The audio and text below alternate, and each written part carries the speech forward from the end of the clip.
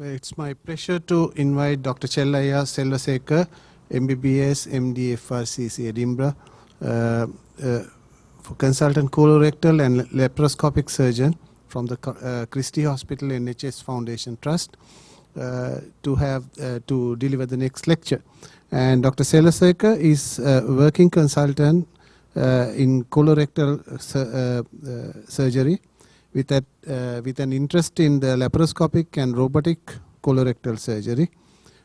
He's interested in minimal invasive and complex pelvic colorectal surgery, and then is an accredited bowel screening specialist. He has followed a colorectal fellowship at Mayo Clinic, Rochester in Minnesota. And over to you, Dr. Selvasekar. We are expecting your lecture now. Thank you. Thank you very much. Good afternoon, everyone, for giving me this opportunity to do a presentation on surgical management of colorectal cancer at the academic annual session 2020 of the Sri Lankan College of Oncologists. We have had a collaborative relation with the Sri Lankan surgical trainees for over 10 years, and we have learned a lot of what happens as far as the cancer care in Sri Lanka.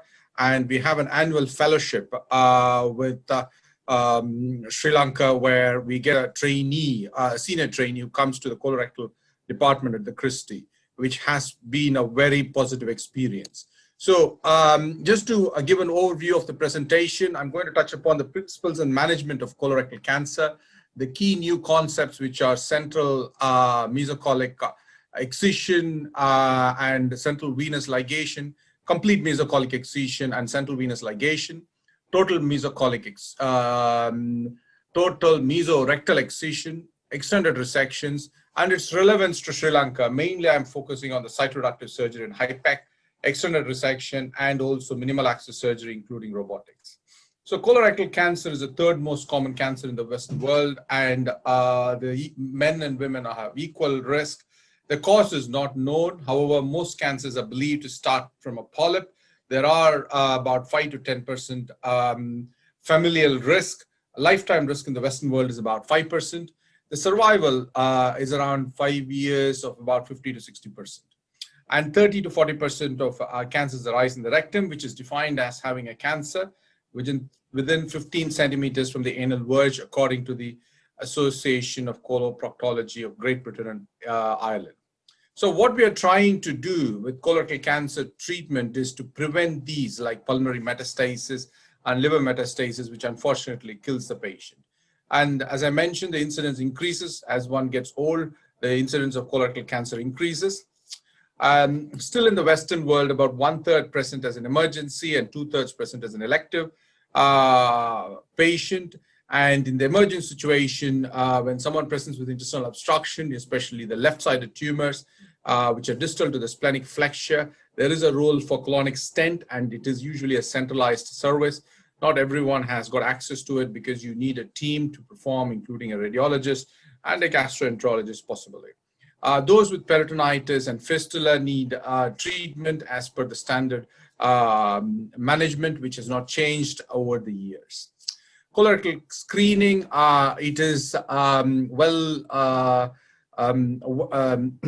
known in the Western world, and in the UK we have the bowel cancer screening program, which started with an FO, fecal occult blood test, and now we have moved to the fecal immunochemistry test.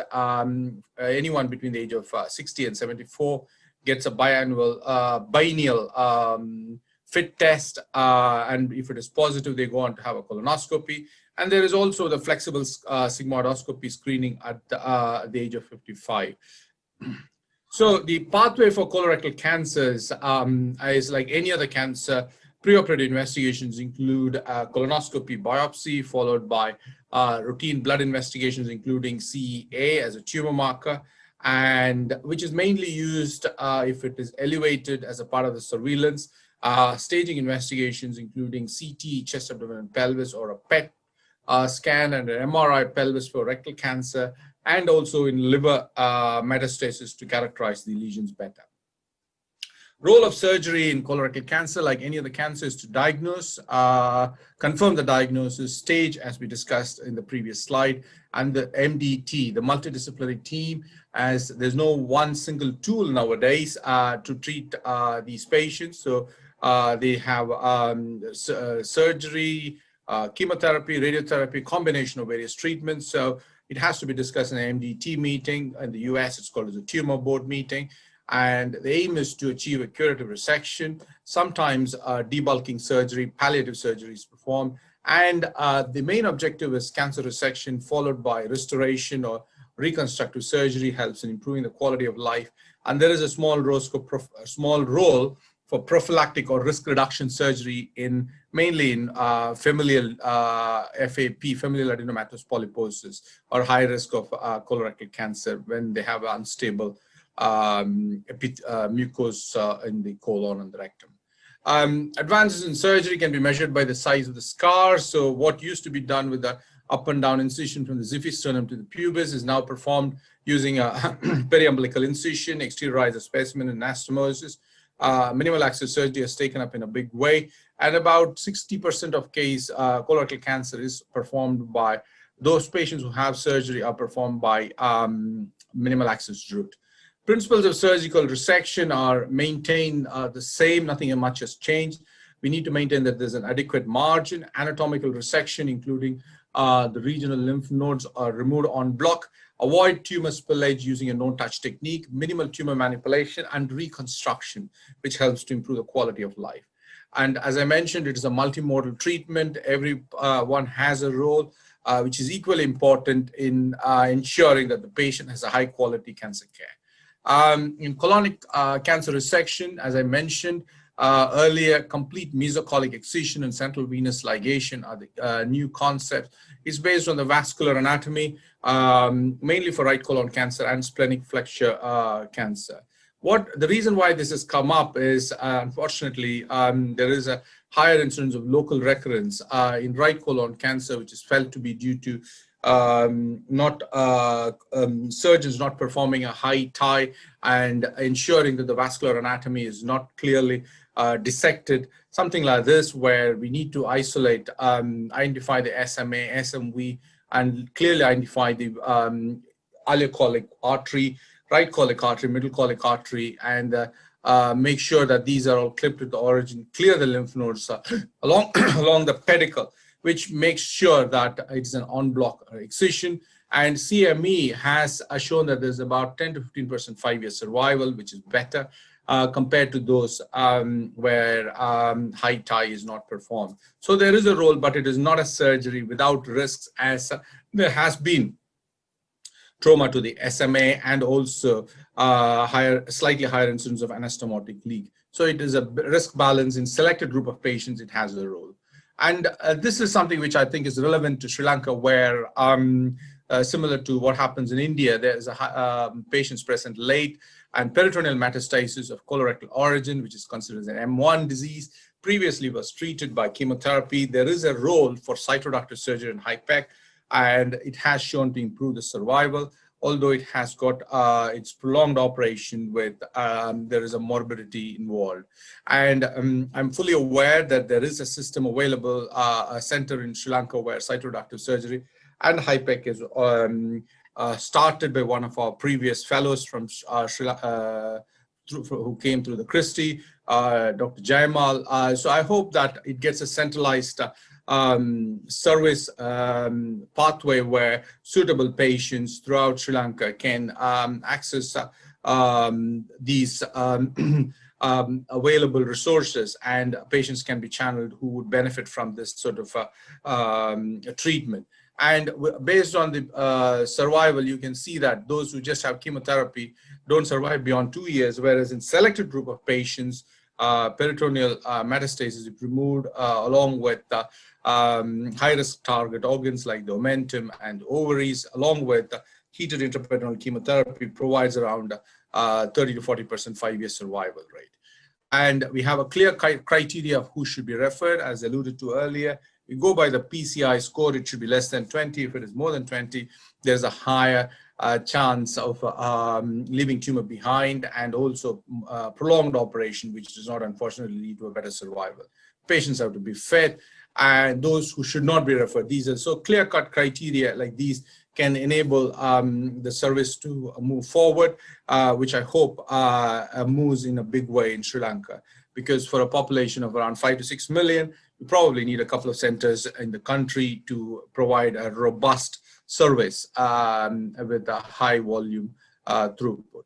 And this is the way we assess the tumor at laparotomy, having a PCI score.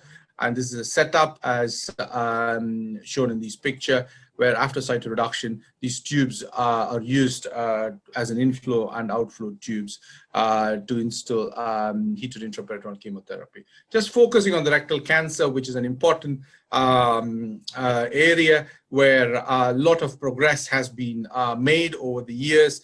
Rectal cancer is defined as any cancer within 15 centimeters of the anal verge. And the problem with rectal cancer is it is in a tight space with lots of important structures around, it spreads, and surgery is technically challenging. And if you leave tumor behind, it comes back like any other cancer. The reported local incidence is around 3 to 54%. And when patients have the recurrence, it unfortunately has high morbidity and mortality. And that's the reason why, similar to the colonic cancer, the focus is on survival, overall survival, disease-free survival, and also preserving the sphincter, reducing the local recurrence, and improve the functional status, which means maintain the intestinal continuity and also the sexual and urinary dysfunction. The extended resections, where we remove the tumor along with the rectum and the uterus, posterior clearance or a total pelvic clearance, in a male where you take the bladder with the rectum, or in women with the uterus. These are important, and I think it has got relevance in Sri Lanka. This is where another area where a centralized service through the National Cancer Center in Magaragama, where this can be set up as patients come late in the country. So there is a role to set up a centralized service. So this can be offered, as we have shown that having a centralized service produces a good outcome.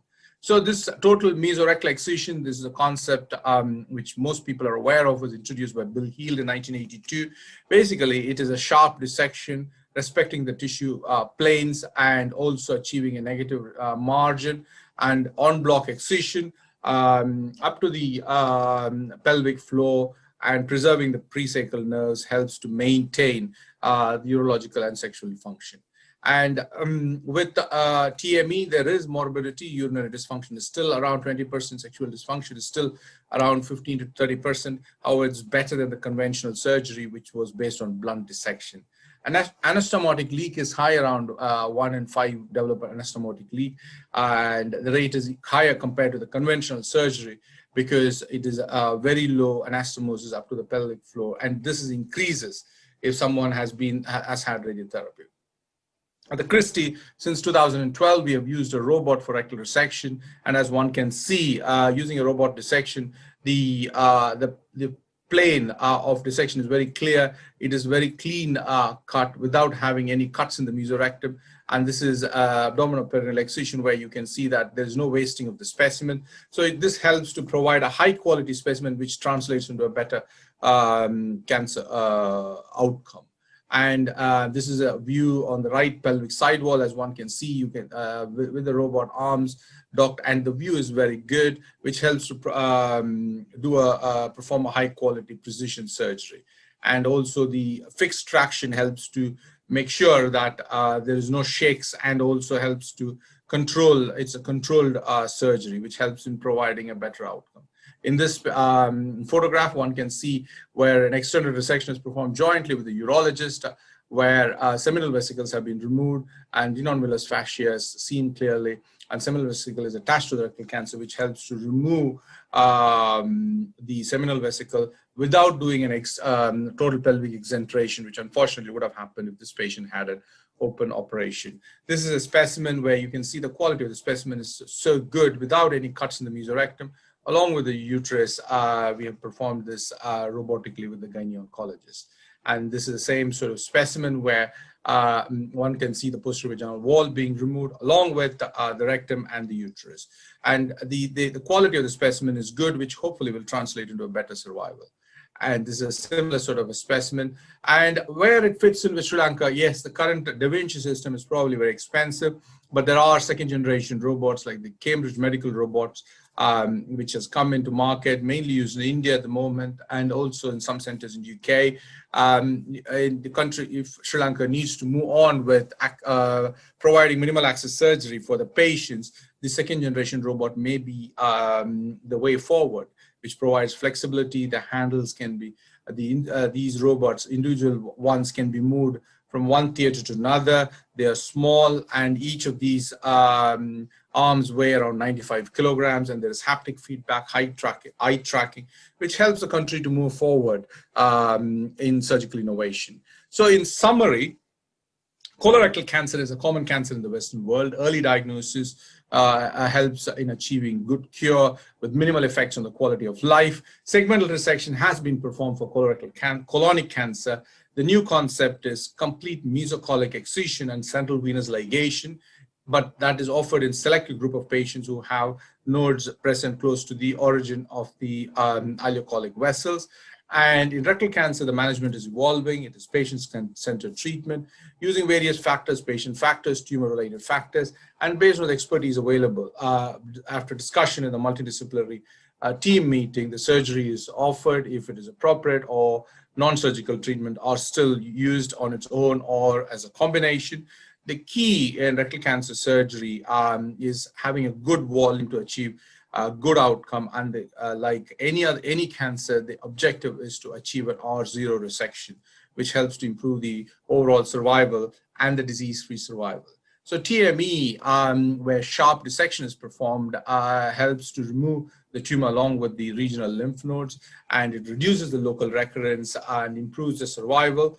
And total pelvic exenteration, which is an extended resection, I see it has a role in Sri Lanka because of the advanced nature of the disease with which the patient is present. You can achieve a low complication rate with good outcomes if it is a centralized service, which is what Christie has demonstrated over the years. And the objective is to achieve an R0 resection, as unfortunately, if there is R1 resection, then there's a higher chance that the disease will come back. And a prospective database with a collection of data and ongoing audit helps to improve the outcome. Thank you very much for providing me this opportunity. If there are any questions, I'm more than happy to take them. Thank you very much. Thank you, Dr. Selvasekar, for a very informative and excellent presentation. There are some questions coming up from the audience. I'll present to you one by one. First question, what is the place of resection or dissection of para-aortic lymph nodes if they are involved? Thank you. Thanks for that question. Para-aortic lymph nodes, when they are present, it shows that it is a systemic disease, and cherry picking of these lymph nodes is not used as a treatment option. Although there is some evidence that if it is an isolated lymph node which has not responded to non-surgical treatment, I'm aware that some centers are opting for removal of these isolated metastases. But the Christie, we shy away from that because we think that it is systemic disease. It's a matter of time before it shows up in other sites, and we certainly use a PET scan to stage these patients, and then usually what you find is by the time you remove this and the patient recovers from this sort of a high tech, sort of a surgery, then they present with systemic disease elsewhere. So we moved away from offering these sort of para-aortic lymph node resections in colorectal cancer. We offer it for ovarian cancer and other other pelvic disease, but not for colorectal cancer. So does that mean if para-aortic nodes are positive, you would not offer surgery, you will go for more chemotherapy or something like that, is it? Absolutely. I think you're absolutely right. If it is a para-aortic lymph nodes, if it is an isolated one, then there is a role for targeted radiotherapy. using stereotactic radiotherapy. But if it is more than one area, this is where that MDT truly comes into life, because that is where we discuss with the oncologist, and it is a combined approach where they usually give chemotherapy, see the response, make sure that there's no other sites of disease which comes up, and then probably focus on using a targeted radiotherapy. Okay. When would you consider rectal cancer inoperable? Inoperable. This is where I think the treatment is evolving. What we used to think as inoperable, now we get excellent results with chemotherapy and also with radiotherapy. And so we have to be a bit careful, and that's the reason why we have moved away from using anything like palliative treatment. And so we assess the response to treatment, and then sort of reevaluate and then decide on what needs to be done next. As a matter of fact, what we are seeing now is patients who are having these advanced disease are living life beyond what we would expect in the past with these modern chemotherapy agents and with these targeted treatments. So it is becoming a disease like hypertension and diabetes, where people are on treatment and get on with their life, So we are sort of moving away from using these terminologies, which was very commonly used, like inoperable, palliative, and things like that. Very true, yes. I think we should take the patient as a whole and then consider what you're going to do step by step. Right. Next question. What is the preoperative morbidity and mortality rates of HIPEC in your institution? Okay. We are very selective in using our cytoreductive surgery in HIPEC. We have a clear criteria, like as I mentioned, with a PCI score of less than 20, and most of the time our patients are having a CPEX test to assess their fitness. So our mortality rate has been less than 0.5. Okay, we've done around over 1,000 procedures so far, and our morbidity rate is around 20%. So I think this is a procedure which should not be taken lightly. It is a procedure which is as mentioned in my talk, it's a centralized service in UK. There are about 3 or 4 centers who are offering cytoreductive surgery for a population around 50 to 60 million. And it has to be a highly selected group of patients and a highly selected team which should be offering this treatment, rather than people having a go once in a while, because we do on average about 3 to 5 procedures a week. So our complication is less, about 20%, I would say, is a morbidity. Mortality is less than 0.5%. But as you mentioned, it depends on the patient selection. You can't really judge from anything else.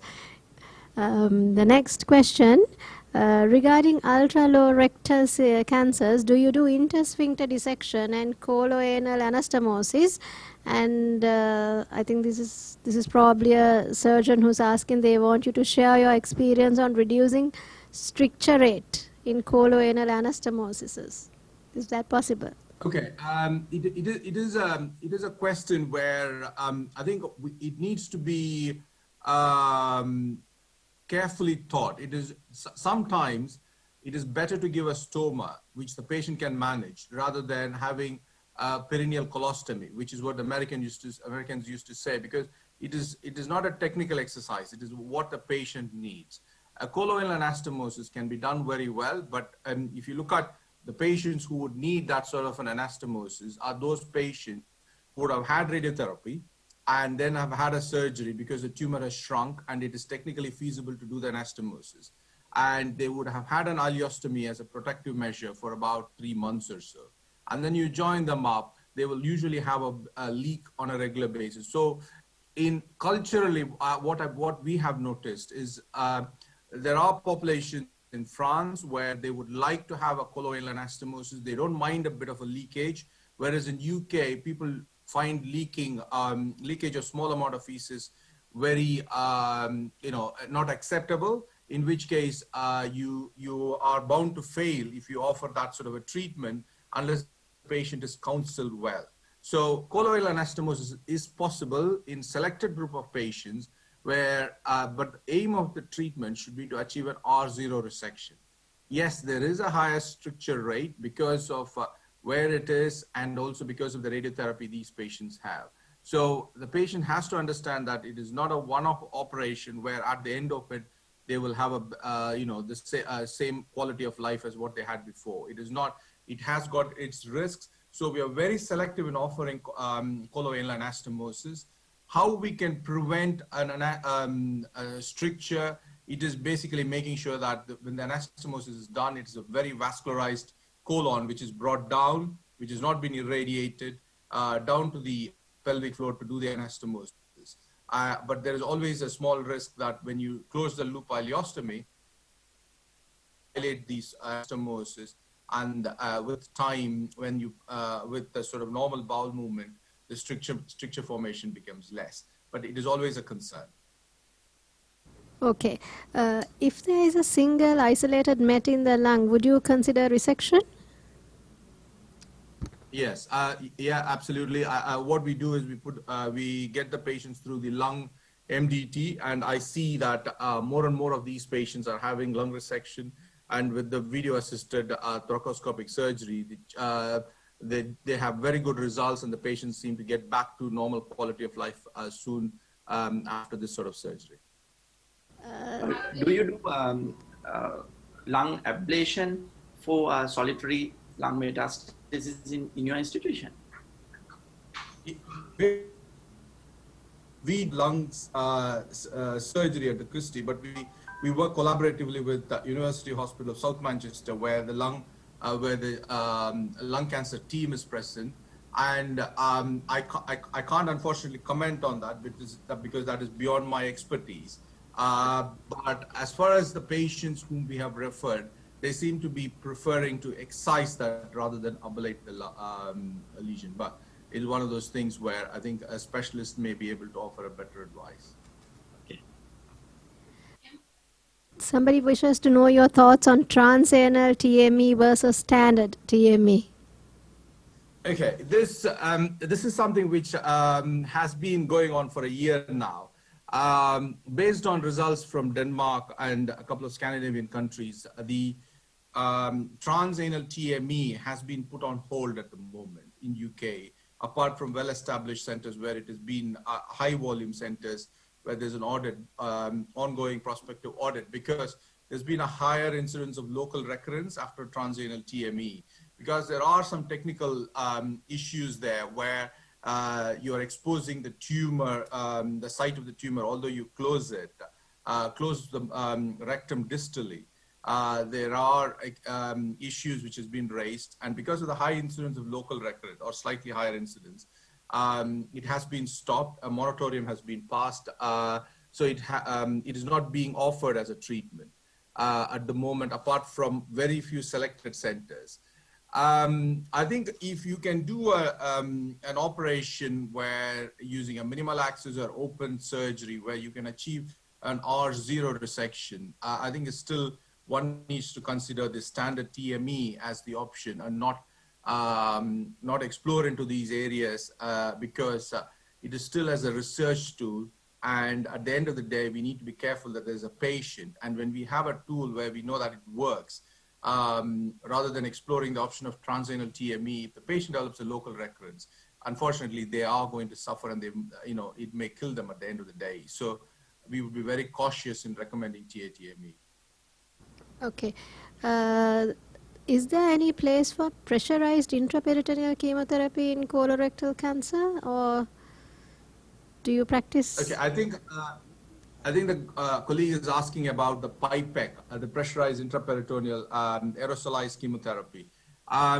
This is based on the French and the German group, where they have shown that in peritoneal metastasis, where you use a pressurized intraperitoneal chemotherapy to reduce this volume of disease, and then you can offer them cytoreductive surgery as a bridging treatment.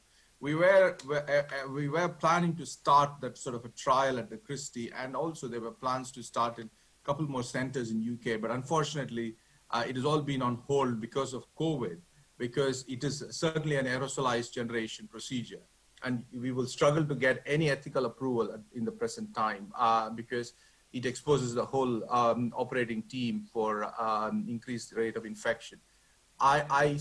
If you ask my view on that, I think it will certainly have got some role, like most of these new techniques, but where it has a role has to be decided based on a trial, following a trial. So at the moment, I wouldn't say that it has got a role or it does not have a role, but it probably has got a small role, which only time will tell. Okay, there's another question. They're asking the surgical approach for patients with lateral pelvic lymph nodes. Okay, this may be relevant in Sri Lanka because of the the advanced nature of disease you get. The way we have approached this is these patients, as I mentioned to earlier, same as a paralytic lymph node. This is considered a systemic disease. So we would treat these patients with chemotherapy. If it is a localized disease, then they have radiotherapy. And if the node is still present, then we would offer surgery. We moved away from what Japanese do it as a routine extended lymph node resection because it is not without its complications. And technically it is difficult, but at the same time, it brings in unnecessary complications, which is not needed. And at the same time, we don't see, ours is a tertiary practice, and we don't see that many patients who present with an isolated lateral pelvic lymph nodes, which are positive. They usually present about 20-30% of them will present with systemic disease, and on top of it, they will have this. But if it is an isolated pelvic sidewall nodal disease, we discuss them with the MDT, and usually they have radiotherapy if they have not had one before. And then if it is still present, then we very rarely offer them excision. We have reached our time. There is one last question. Do we have time, or shall I wind up? Okay, one last question then. After using neoadjuvant chemotherapy for borderline resectable liver mets, there is a concept of blue liver and yellow liver. Is it still valuable, or is it still used? I have no idea about what this blue liver and yellow liver is, but I'll try and find out, because this is something which I've learned today. I need to ask. This is where unfortunately we have gone in the Western world. We've all become like very specialized in what we do. And if it comes to liver, we have a liver surgeon who comes from Manchester Foundation Trust who helps us to do the liver resection. But something I will take it up from this symposium, and I'll ask him that question, blue liver and yellow liver. Thank you. Thank you very much, Dr. Selvasekar.